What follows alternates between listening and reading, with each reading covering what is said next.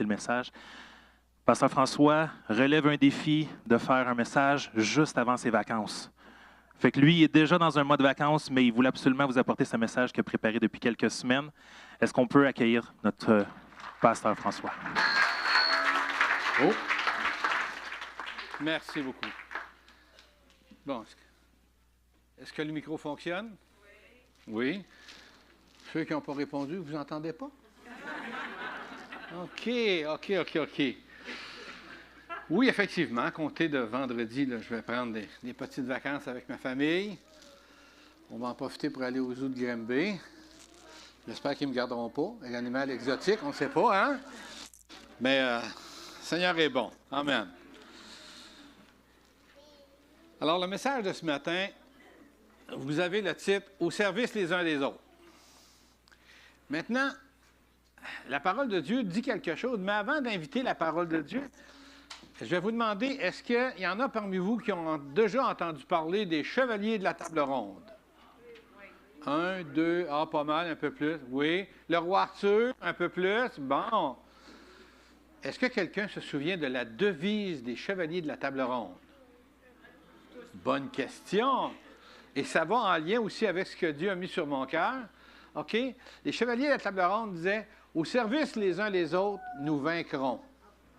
Alors, je pense que c'est important de voir que dans l'Église, nous sommes appelés à servir les uns les autres et on peut mettre la diapo. Et c'est vraiment dans le but de Dieu. Alors, vous pouvez lire comme moi que l'Église devrait avoir toute une variété de dons, de services, d'activités vivifiées par le même Dieu qui opère tout en tous. Ces dons sont attribués par le Seigneur pour l'unité commune. Ça veut dire que toutes les fois que nous, que vous, que chacun d'entre nous fait quelque chose pour le corps de Christ, bien, c'est utile. Maintenant, il arrive parfois que des personnes se sentent un petit peu moins utiles, OK, ou à la recherche de leurs dons. On va en parler un peu plus tard. Mais le but de Dieu, c'est qu'on puisse utiliser les dons que nous avons, OK, pour l'utilité commune, OK? Alors, les dons, c'est des dons individuels que Dieu donne, OK? Mais, et l'apôtre Paul, lui, fait une référence. Il parle à l'Église de Corinthe, puis il parle du corps de Christ, de chacun des membres. Bon. Vous avez pas mal tous des membres, OK? Essayez d'entrer votre pouce dans le creux de l'oreille. Il y a de quoi qui vous chicote dans le creux de l'oreille, là. Quel doigt allez-vous prendre? Le petit doigt. Il va un petit peu plus loin. OK? Alors, il y a des choses parfois que on va dire, oui, mais à quoi ça sert? Il parle des mains, des pieds, il parle même des yeux, des oreilles, il parle du nez. Qu'est-ce que ça vient faire? Bien, peut-être que sur le plan spirituel, ça nous indique que peu importe ce qu'on fait, on peut être utile dans le corps de Christ, n'est-ce pas? Maintenant, il dit, si on était tous des yeux, admettons qu'on a tous le même don, on est juste bon pour regarder. OK? 2 yeux, c'est trop. On a assez, hein? C'est pour voir. Moi, je pense qu'il y a une application au plan spirituel. Il parle aussi, si on était tous comme ça, comment on pourrait se servir les uns les autres? Comment on pourrait être utile à l'Église, OK? Si nous avions tous le même don. OK? Et quand on parle que Dieu a donné des dons, pouvez-vous me nommer des dons que Dieu donne au corps de Christ? Oui, vous avez raison. Il y en a un autre? Oui, un autre don? Ah, l'hospitalité. Tiens, il y en a un qui est sorti. Un autre don? Oui. Le partage. Pardon? La prière, oui. Mais en même temps, Dieu peut donner le discernement. OK? Alors, moi, le discernement, ce matin, je l'ai associé au nez. Ça vous arrive-tu des fois de sentir des choses que le Seigneur vous montre? Il me semble qu'il y a quelque chose qui ne va pas. Faites-vous-en pas, il n'y a rien qui brûle. Mais des fois, ça veut dire qu'on est capable de discerner. On est capable de discerner par les yeux. Quelqu'un dit, est-ce que vous êtes heureux ce matin? Pas mal heureux. Ouais. Moi, là, je suis en feu un matin. Ben, en tout cas, pour moi, il est dans le tison, OK? C'est pas mort, mais il n'est pas fort. Alors, c'est d'être capable de voir, de dire, Seigneur, est-ce que je peux être utile dans le corps de Christ? Qu'est-ce que je peux faire? Pourquoi? Parce que c'est Dieu qui a donné ce don-là, puis il aimerait bien qu'on s'en serve. Mais des fois, on se sent mal à l'aise, on est gêné. Lorsque j'ai donné ma vie au Seigneur, ben, c'est lui qui m'a appelé, puis j'ai répondu. Ça faisait quelques mois que j'avais donné ma vie à Christ, donc j'étais tout jeune chrétien. Et là, on vient me voir et on me dit, François, on aimerait que tu t'impliques à l'école du dimanche. Ouais, mais moi, je viens d'arriver, là. Je lis ma parole à tous les jours, puis je grandis. Mais on me dit, où vous voudriez que je serve? Au niveau des ados. Bon, je travaillais déjà les jeunes en difficulté, pardon. Ben, c'est parce que pasteur Daniel s'en va. Oh! Hey, là, comment je me suis senti? Il y a un gradué du collège biblique qui fait l'école du dimanche, puis il y a moi qui arrive, qui ne connaît rien à la parole de Dieu, ou presque. Ben, j'ai dit, laisse-moi réfléchir. Ben, tu n'as pas beaucoup de temps parce qu'il part la semaine prochaine. Bon. OK. Alors, j'ai commencé à préparer des choses en pensant que peut-être ça allait répondre parce que travaillant avec des ados, garçons et filles, j'avais une approche, je me dis, je les connais, je veux voir un peu comment ça correspond. Et pendant le reste de l'année, j'ai enseigné aux ados, mais toujours avec le sentiment que je ne me pensais pas à la hauteur parce que je n'avais que très peu de connaissances. Et quand est venu le temps de faire le bilan, à la fin de l'année, j'attendais peu de choses que merci d'avoir été là, d'avoir tenu le fort, OK? Et c'est eux qui m'ont surpris quand ils m'ont dit ça a été la plus belle année de notre vie au niveau de l'éducation chrétienne, au niveau des choses qu'on a apprises avec le Seigneur. En tout cas, moi, j'ai remercié le Seigneur parce que je ne me sentais pas équipé du tout. Alors, ça se peut que ce matin aussi, vous ne vous sentiez pas tout à fait équipé et que vous vous posez des questions. On va tenter d'y répondre. Pasteur Joe parlait des kiosques qui vont être à l'arrière, mais je pense que ce qui est important, c'est que quand on sert dans le corps de Christ, c'est une bénédiction. Que vous soyez totalement équipé ou pas, Dieu va se charger de nous former, de vous former, de te former pour voir quelle aide que tu peux apporter. OK? Maintenant, on se demande, on peut aller à la prochaine, OK? Je pense qu'on a parlé. OK, on peut aller à la prochaine, s'il vous plaît. Bon. Servir, c'est quoi? Si je pense que vous me servez, ça me fait du bien, OK? Mais si ça ne vous fait pas de bien, là, ça ne donne pas grand-chose. Ça veut dire que je demande à être servi pour mes besoins de façon égoïste. Merci beaucoup, les gens.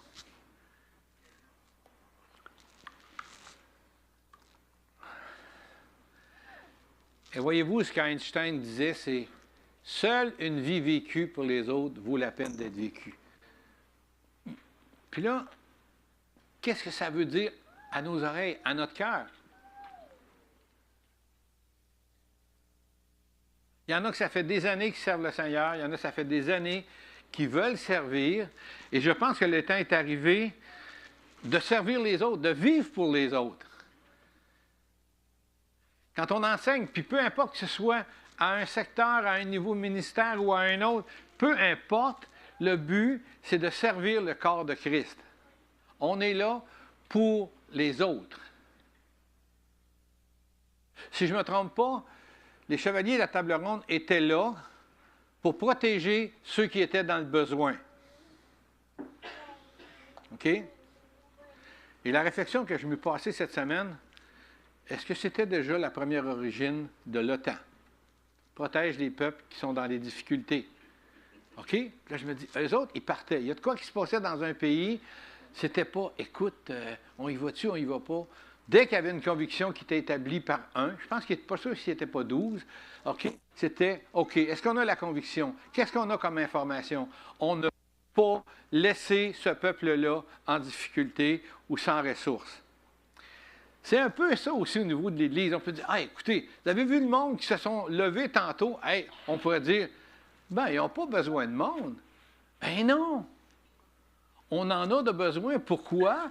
Parce que s'il y en a un est fatigué, on a une relève. OK? On peut donner du repos à un, à une, à l'autre, de sorte que l'implication se fait plus modeste, mais tellement vivante que pour ceux qui vont s'ajouter, c'est une bénédiction. Pour ceux qui les voient arriver, c'est une bénédiction, parce que là, on est capable d'avoir une forme de roulement puis avoir des équipes de relève qui fait qu'on évite l'épuisement. Est-ce qu'il y en a parmi vous qui avaient déjà vécu de l'épuisement? Bon, je ne suis pas seul, il y en a quelques-unes, quelques-uns là. Bravo, merci de votre courage. Parce que l'épuisement, c'est rien de facile. C'est comme un citron qu'on presse, on presse, puis là, on presse encore, mais là, il ne sort plus de jus. Quand on est rendu là, on n'a plus le goût de rien faire. C'est ce qu'on veut éviter dans les différents ministères. Peu importe quel qu'il soit, c'est on veut éviter qu'il y ait de l'épuisement, puis que les gens disent, moi, je suis tanné, ça fait 10 ans que je suis à l'école du dimanche, je n'ai pas de relève, je suis à telle place, c'est telle relève. Au ministère, santé, sécurité, c'est pareil. On a besoin de monde. Partout, on va dire, mais l'Église a besoin de gens. Oui. L'autre jour, en discutant avec Pasteur Richard, il me disait que, ou Pasteur Gérald, il disait qu'il y avait, dans l'Église où il y allait, 1500 personnes en moyenne par culte. 400 bénévoles, puis il en manque. Ils ont besoin de relève. Alors, c'est à nous autres, chacun de nous autres, d'être interpellés et de dire, Seigneur, est-ce que je peux faire quelque chose? OK? Et si on regarde la prochaine diapo, OK, on va voir, l'entraide, c'est ça. Un qui aide un autre à monter. Ceux qui font de l'escalade, on pourrait dire, il y en a 2 là, mais s'il y avait une corde, il y a peut-être plein de gens qui seraient là à l'arrière et qui disent, regarde, je suis prêt à y aller. OK? Donc, on peut servir par nos actes. Ça le disait tantôt dans ce que le message que Simon a transmis. Par nos actes, nos paroles, on est capable de faire quelque chose. On est capable de dire ce qu'il en est. OK? Et c'est dans ce sens-là qu'il faut les vivre. Avez-vous déjà donné un rendez-vous à une personne puis elle ne s'est pas présentée? Je vous l'ai déjà raconté quand il y a déjà quelques années, presque 50 ans, quand il y a eu les réfugiés asiatiques au Québec, on était en charge d'un groupe de réfugiés asiatiques en Abitibi. Et là, il faut les aider. Vous savez, ceux qui sont arrivés ici, l'immigration, les papiers. Et là, je donne un rendez-vous à une personne en disant, lundi matin, 9 h, à ta porte, je t'attends, et on fait ce qu'on doit faire. Étant donné que j'aime pas trop les retards, j'arrive à 9h moins 10. Je me dis, si je suis en avance, c'est pas grave, je vais attendre, il va se pointer. 9h, 9h02, 9h15, bien, écoutons, et là, il n'est pas là. Frappe à la porte, il n'est pas là. À un moment donné, je réussis à le rejoindre, il me dit, dans mon pays, quand on n'est pas là, ça veut dire qu'on n'est pas intéressé. Oh! Mais j'ai dit, ici, au Canada, quand on vous donne un rendez-vous, c'est parce que, intéressé ou pas intéressé, vous devez venir. OK? J'ai dit, ben oui. Alors, les autres rendez-vous, ils étaient là. OK? Alors, des fois, c'est des choses comme ça. Maintenant, est-ce qu'il y aurait des attentes qu'on pourrait avoir envers nous pour s'impliquer dans un ministère? Quelques-uns. La disponibilité. Ça veut dire quoi, ça? Si vous dites, moi, je peux une fois par mois, bingo, peut-être que la personne qui a besoin d'un relais, ça va justement bien adonner avec elle, on va pouvoir lui donner un repos, une pause. OK? Mais en même temps, là, je vais être un peu rude. Vous savez, combien il y a passé de personnes à côté du monsieur qui avait été attaqué là, par des voleurs, puis il est resté là, sur le bord du chemin? Tout le monde est occupé. Et mettons que je vais paraphraser. Il y a un pasteur qui parle. Ah, excuse, j'ai un prêche à préparer. Excuse-moi. Je te verrai plus tard. OK? Il y en a un autre. Ah, ben là, écoute, là, il faut que je m'occupe de mes enfants, là. Regarde, je reviendrai plus tard. Puis là, est passé une personne que normalement, on ne s'attend pas ça d'elle. Il est passé un Samaritain qui lui dit, moi, écoute, peut-être que c'était, admettons hypothétiquement que c'était un Juif qui était là, un Israélite. Mais là, il est passé quelqu'un, un Samaritain, c'est pas bien, tu sais, ça, puis un lépreux, je pense, dans la Bible, ça se ressemblait pas mal. Et c'est lui qui accorde des soins, c'est lui qui prend charge, c'est lui qui va plus loin. Alors, parfois, j'ai déjà vu, malheureusement, dans une église où c'est ce qui est arrivé. On était trop occupés pour s'occuper de ceux qui étaient dans le besoin, alors il n'y avait pas de réponse aux besoins. Maintenant, on a vu la disponibilité. Ça prend l'humilité. Et ne dites surtout pas qui est le plus humble et pourquoi le suis-je. On va s'entendre? OK? L'humilité, c'est on va se mettre au service de l'autre. C'est quoi tes besoins? Avez-vous besoin de quelqu'un à l'accueil? Avez-vous besoin à la sécurité? Avez-vous besoin dans un autre ministère? La prière? Peu importe. Ça prend l'humilité d'être capable de dire, je vais chercher l'intérêt d'autrui. Qu'est-ce que l'autre a de besoin? Et là, on se bat un petit peu contre soi-même parce qu'on aime voir d'abord nos besoins être comblés, mais on ne s'impose pas. Ça prend véritablement de l'amour parce que l'amour, c'est ça qui permet de servir. On sert avec joie. On est heureux de le faire. Quand quelqu'un est malheureux de faire quelque chose, mettons quelqu'un qui serait à l'accueil, dit, moi, je suis tanné le monde qui rentre, là. Ah! La porte, elle grince tout le temps. Je veux dire, il y en a tout le temps un qui m'accroche, mais c'est parce que vous êtes dans le cadrage de porte. Ah! OK! OK. Alors ça, il faut faire attention. OK? Mais il faut être capable de saluer les gens. Pourquoi? Parce que dans un commerce, n'importe quoi, une compagnie, quel est le premier signe de bienvenue? Qui donne le premier signe de bienvenue? L'adjointe administrative. Bonjour madame, ça va bien? Bonjour monsieur, qu'est-ce qu'on peut faire pour vous? Même s'ils bougonnent, ils vont rester gentils. OK? M'en viens le voir parce que mes rapports d'impôts sont mal faits. Asseyez-vous, monsieur. Asseyez-vous, on va. Est-ce qu'on peut vous servir un verre d'eau, une bouteille d'eau, un tranquillisant? Non. OK? Parce que le désir, c'est de faire en sorte que la personne reçoive une réponse. La personne est rencontrée, on l'entend bougonner, c'est déjà arrivé, je l'entends bougonner. Puis là, tout d'un coup, il dit « Ah! C'est pas ça que j'avais compris. » Alors, voyez-vous, sa mauvaise humeur. Alors, c'est important qu'à l'accueil, on ait des gens qui sont chaleureux, OK? Puis ont le goût de le faire. Maintenant, qu'est-ce que ça prend? La fidélité. Si je dis « je vais être là », je dois être là. Parce que c'est fiable. Vous allez au garage pour faire un changement d'huile, puis le mécanicien dit « j'ai décidé d'aller à la plage ce matin. » Oui, mais c'est parce que moi, c'est mon seul rendez-vous. J'ai tout déplacé mes autres rendez-vous pour être avec vous ce matin. Tu reviendras, il n'y a pas de prêt, je vais te le faire ton changement d'huile. Oui, mais c'est parce que là, je m'en vais en vacances. Tu reviendras après les vacances. Ben non, je suis à la limite. Et alors, au pire, va dans un autre garage. Iriez-vous là, la fois de suivante? Non. D'aller aller au Costco. OK? Bon.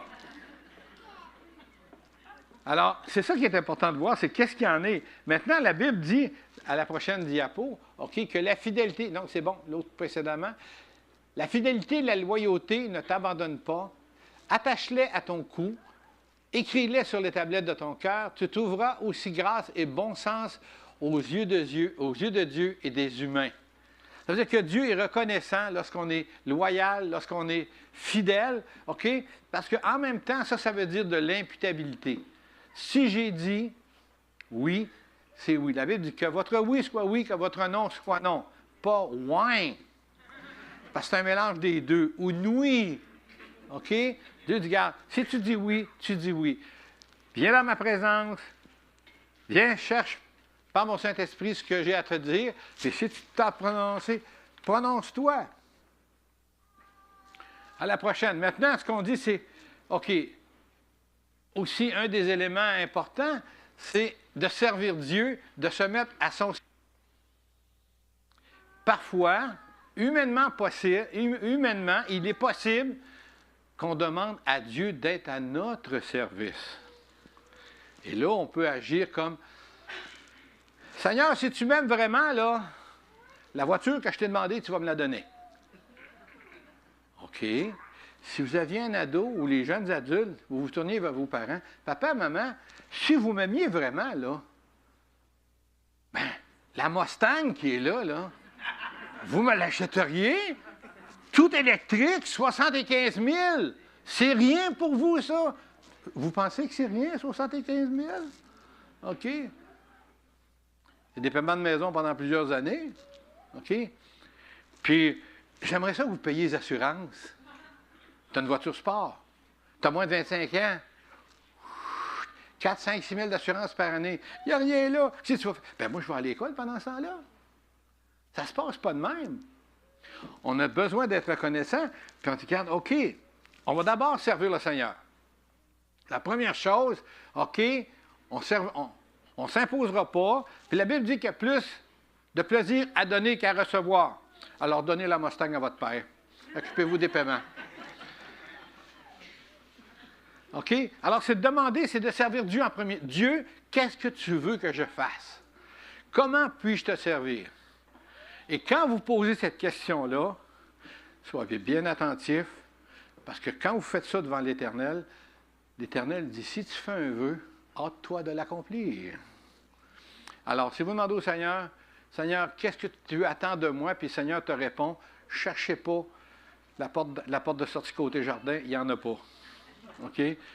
On prend un engagement avec le Seigneur, on décide de le servir, puis on dit, il y a de la joie à donner. On est heureux quand on peut donner à quelqu'un. On est heureux quand on peut servir dans le corps de Christ et dire, as-tu vu l'unité qu'on a? On se tient ensemble. Il y a un besoin qui ressurgit, on y va.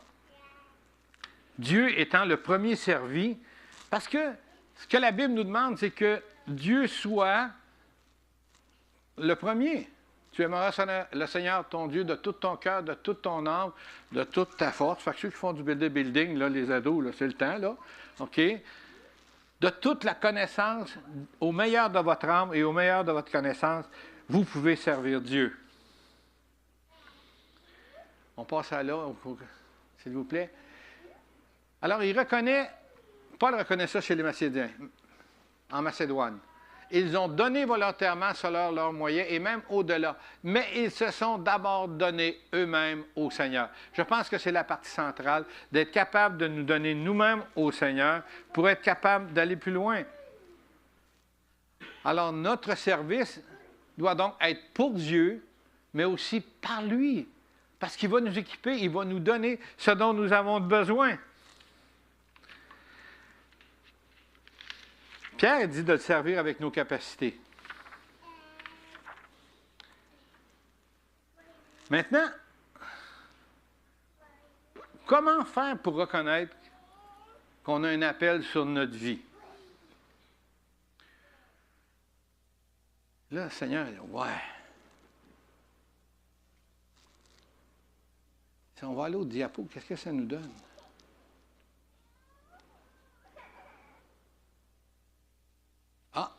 Et voilà, nous avons auprès de lui cette assurance que si nous demandons quelque chose, servir dans l'Église, conformément à sa volonté, il nous écoute.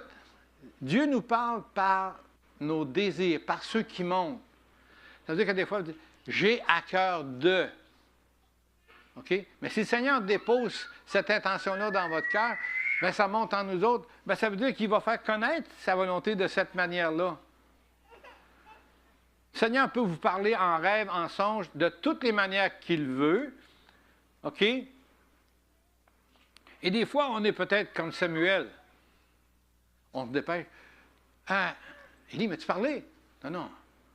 Va te recoucher. Il entendait une voix. Non, va te recoucher. Non, non, c'est pas la mère qui dit à son ado quitte le frigidaire, là. OK? Là, c'est la voix de sa mère qui entend. Mais de voir et de dire, bon, OK, il faut que j'aie le goût de le faire, mais en même temps, Dieu peut parler par des désirs, par des choses qui naissent dans notre cœur, que lui a semées et qui, grandiment, ils vont grandir. Puis comme je vous disais, si vous avez une disponibilité d'une fois par mois, ça va nous faire plaisir. Pourquoi? Parce qu'on va être plusieurs à servir ensemble le même Dieu dans une même destinée. Maintenant, vos intérêts. Moi, ça me demande, Pasteur François, veux-tu jouer de la guitare? Non. Est-ce que tu aimerais jouer de la batterie? Ben non, parce que j'ai pas de beat ben. J'essaie d'en avoir, mais j'en ai pas. Chanter, c'est pire. Alors, si j'ai pas le goût, si j'ai pas de plaisir à faire ça, ben c'est peut-être pas ma place là, mais j'ai peut-être une place ailleurs. Puis là, le Seigneur va dire, OK. Seigneur, je voudrais être dans l'ombre. OK, va au sol, il y a une chambre spéciale pour ça, là. C'est la chambre électrique, elle est noire. Tu es un électricien. Bon, OK? Mais le Seigneur va disposer notre cœur pour qu'on puisse être habile à dire, je reconnais que vous avez le don avec les enfants. Vous dites, peut-être, allez faire un coup d'œil. Allez voir Pamela, don en action, qui va vous dire, ben regarde, je vais vous rencontrer, on va regarder ensemble, ça serait quoi les intérêts. En même temps, il faut vous épanouir. Quand j'ai fait l'école du dimanche aux ados, ça m'a tellement restauré que l'année suivante, c'est-à-dire que quand on est arrivé vers le mois de septembre, le retour en classe, j'étais cadre au niveau de l'équipe de travail où j'étais. J'étais en délinquance juvénile. Et là vient le temps de enseignement moral et religieux. Alors, je me retourne vers mes collègues, qui étaient mes employés, je leur dis, écoutez, est-ce que ça vous tente? Ils m'ont tous dit oui. OK? Alors, je leur ai proposé, pardon,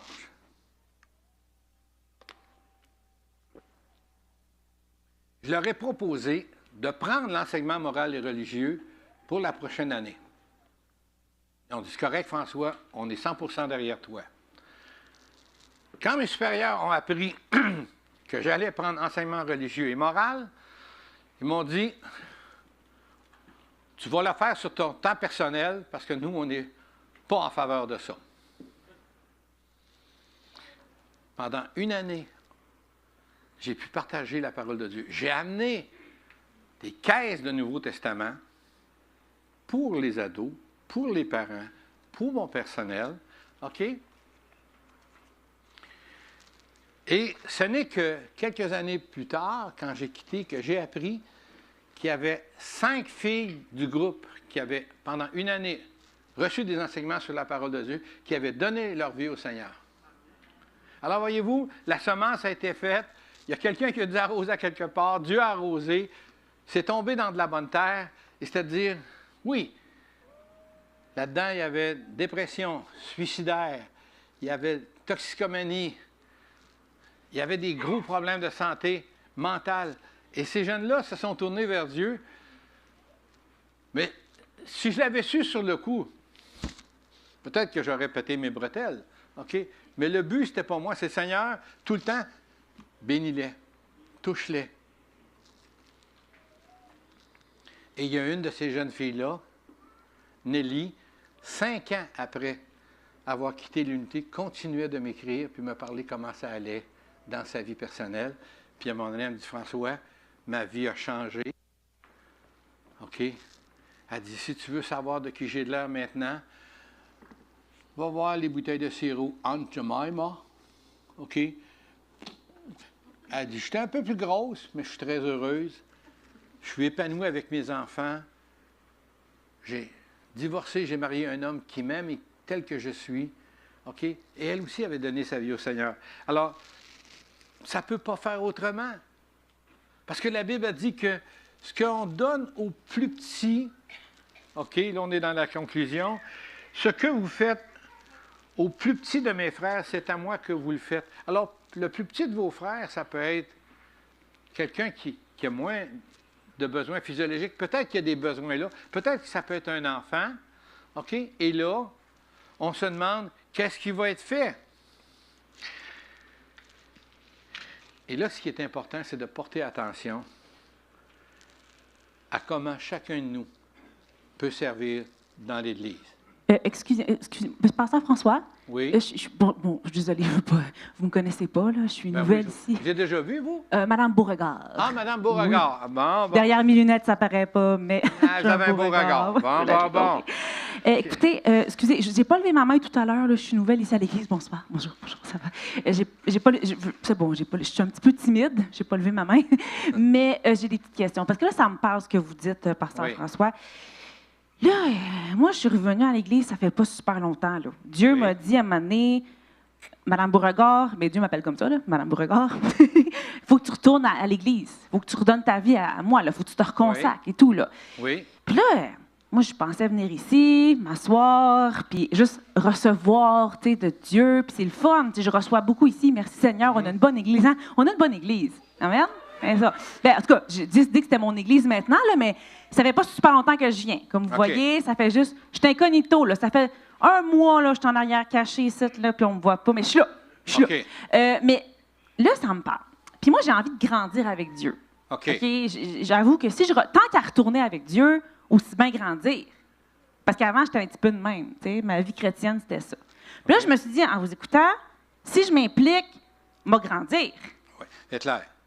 Pas physiquement, là, vous comprenez. M'a grandir avec Jésus, m'a le connaître plus. Amen. Puis si je m'implique, ça veut-tu dire aussi que je vais me sentir plus comme dans une famille?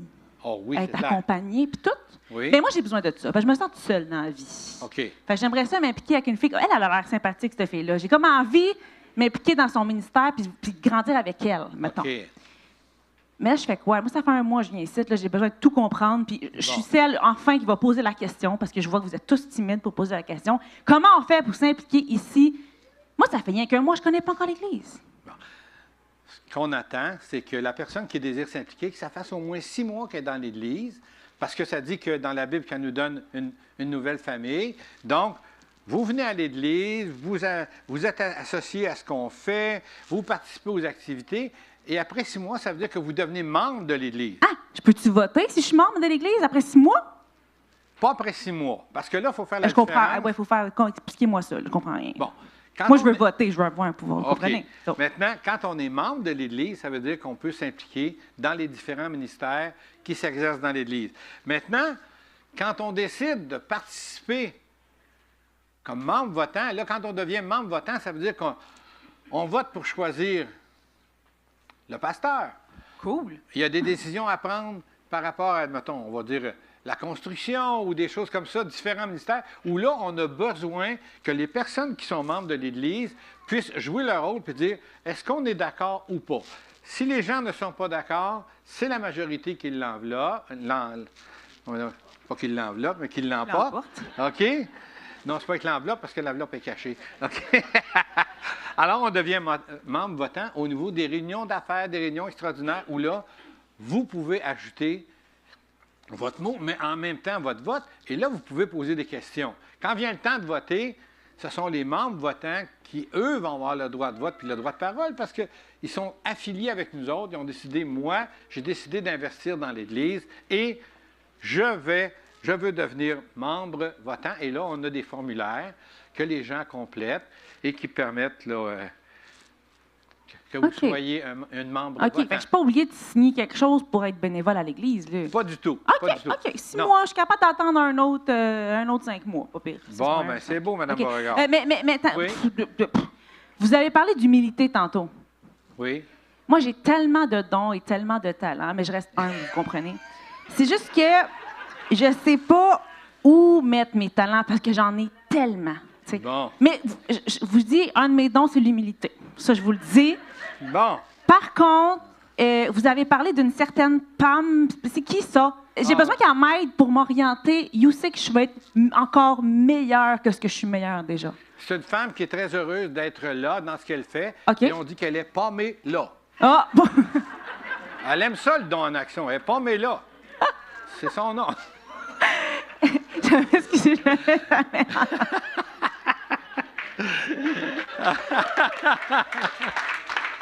Est-ce que... Amen. Mais c'est qui, elle? Est-ce qu'on peut la voir, là? C'est qui? Où est-elle cachée? Ah, elle est là! Salut! Ah, C'est vous, bonjour, Pamela!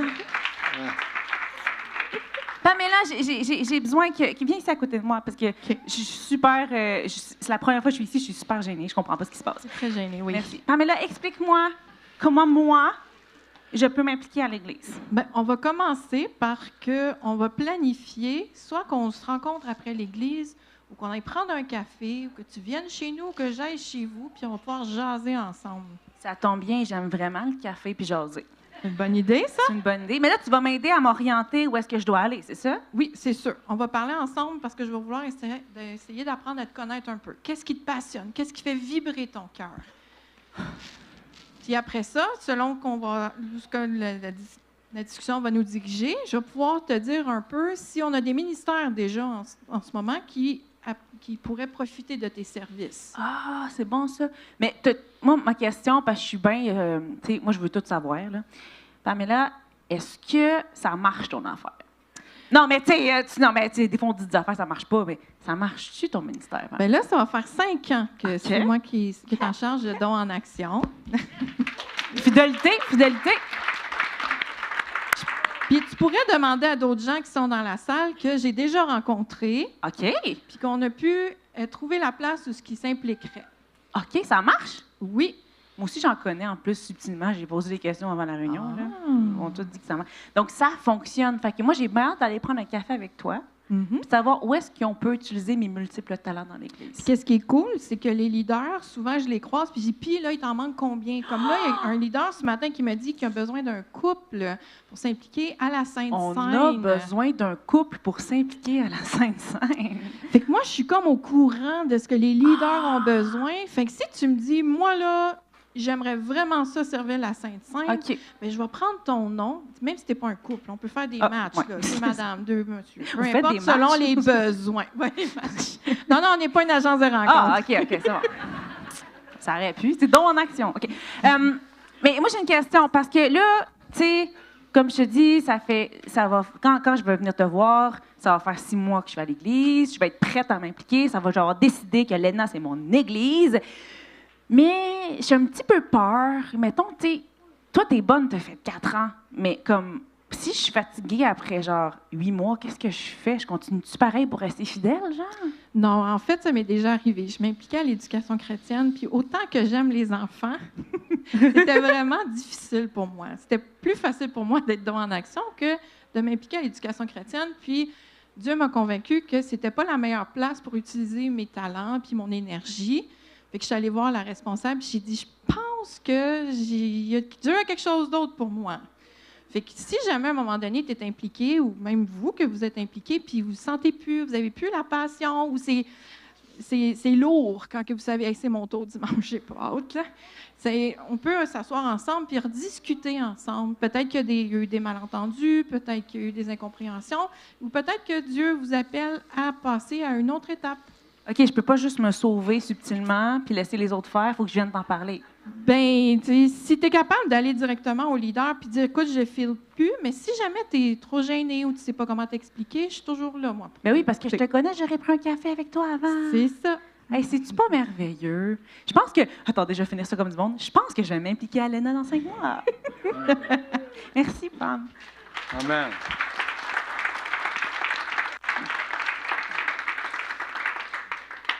Est-ce que vous aimez les changements? Amen. Ah, 2 amen, un non. Des nouilles un petit peu. OK. Alors, ce matin, je vais faire quelque chose de très différent. Je vais demander, dans un premier temps, à l'équipe de louange régulière de s'avancer, s'il vous plaît. Est-ce qu'il y a des gens de l'équipe? Pauline, votre équipe de prière? L'équipe de prière. L'équipe de louange aussi. L'équipe de louange. Tant qu'à avoir du monde sur le plateau, on va prendre tout le monde. Approchez-vous. OK. Alors, combien avez-vous de personnes ce matin? Toi, tu es à la guitare. C'est à la guitare? Tu es aux deux. Bien là, à moins que tu descendes avec ta guitare, ça va mal prier, mais en tout cas, c'est toi qui décides. OK. là où le changement commence. Quels sont ceux qui aimeraient prier pour quelqu'un dans l'assemblée? Vous n'avez pas à cœur de vous lever, priez, venir en avant. Simon, Stéphane, viens Philippe, si je ne me trompe pas. Félix, je pense? OK. Est-ce qu'il y a quelqu'un d'autre? À Samoa? Oui, madame, approchez-vous. Est-ce qu'on va faire comme, vous savez, Astérix, le Gaulois et les Romains? Puis là, César, il demande aux Romains, quels sont ceux qui veulent aller au combat? Tout le monde siffle, puis tout le monde vire la tête. Alors, non, je ne vous imposerai pas le choix de venir. Là où c'est différent,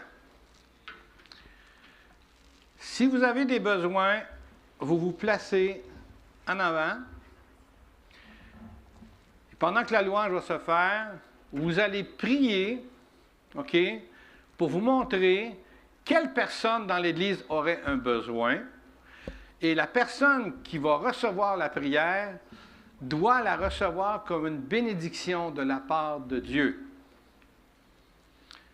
Est-ce qu'on a bien compris? Ça va? Alors là, on va mettre un peu de louange. Là, vous allez vous étaler un petit peu. Stéphane, un peu ici, à Samoa. OK. Un espace là.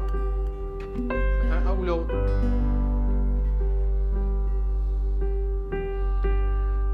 Alors là, tout le monde, on va prendre un temps de prière. Pour que l'Esprit Saint dirige les personnes qui sont devant, que le Seigneur mette sur leur cœur que vous avez un besoin, OK? Et que cette personne-là va se déplacer vers vous et va vous partager ce que le Seigneur a mis sur son cœur. Donc, c'est vraiment une bénédiction de la part de Dieu de dire, je prie pour telle personne. Le Seigneur me met à cœur de prier pour vous. Et là, nous recevons. Alors, on va courber nos têtes. Père éternel, c'est dans le nom de ton Fils Jésus qu'on élève ce moment de prière afin que nous puissions vraiment répondre à ton appel, que nous puissions apporter la bénédiction dans la vie, dans le cœur d'une personne qui est dans le besoin.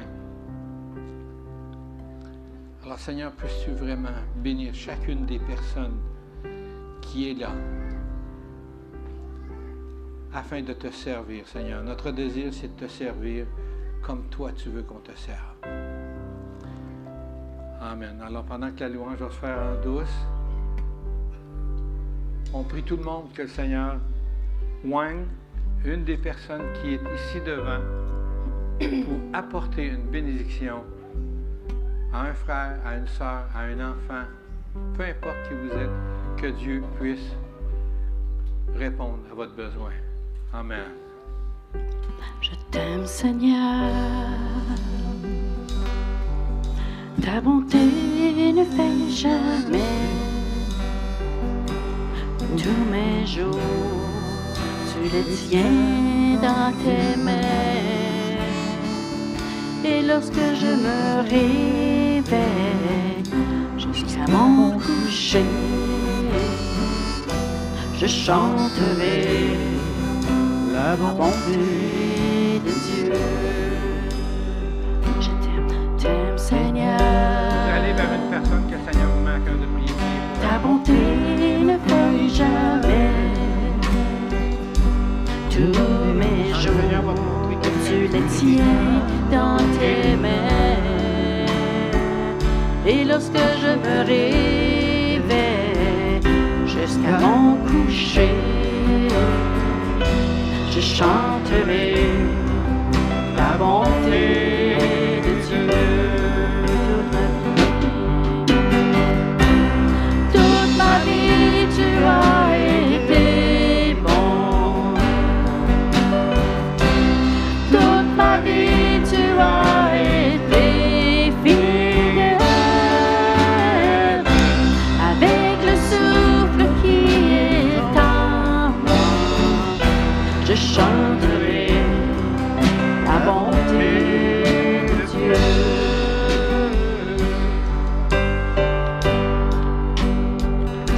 J'aime ta voix.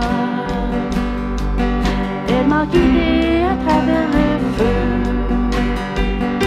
Dans la nuit noire, tu restes auprès de moi.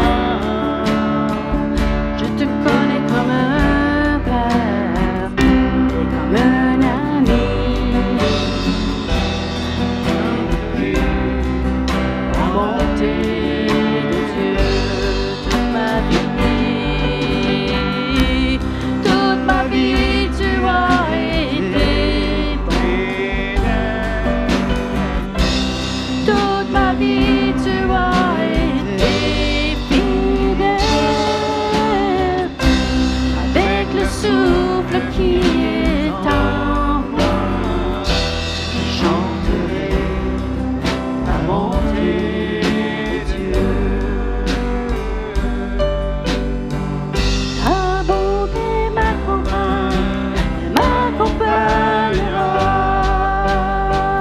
Ta bonté m'accompagnera. Je répands ma vie, je te la confie, je te donne tout. Ta bonté m'accompagne et m'accompagnera toute ma vie. Toute ma vie, tu as été fidèle. Toute ma vie, tu as été fidèle. Avec le souffle qui est en moi, je chanterai la bonté de Dieu. Ta bonté m'accompagne et m'accompagnera. Ta bonté m'accompagne et m'accompagnera. Je répands ma vie, je te la confie, je te donne tout. Ta bonté m'accompagne et m'accompagnera toute ma vie. Yes, donc on vous souhaite un bon dimanche. Est-ce qu'on peut remercier Pasteur François pour sa prédication aujourd'hui? Si ça vous a interpellé, si le petit sketch vous a interpellé, si la prédication vous a interpellé, si la louange vous a interpellé, allez visiter les différents kiosques. Et là, j'invite maintenant les responsables des kiosques à aller se placer. Ils vont répondre à vos questions. Et j'ai même entendu dire que certains avaient des petits snacks pour vous attirer. Donc, allez les visiter, allez les voir, même si vous ne désirez pas nécessairement vous impliquer, mais que vous avez des questions, allez voir les différents ministères et on vous souhaite un excellent dimanche à tous. Merci. Amen. Tu as été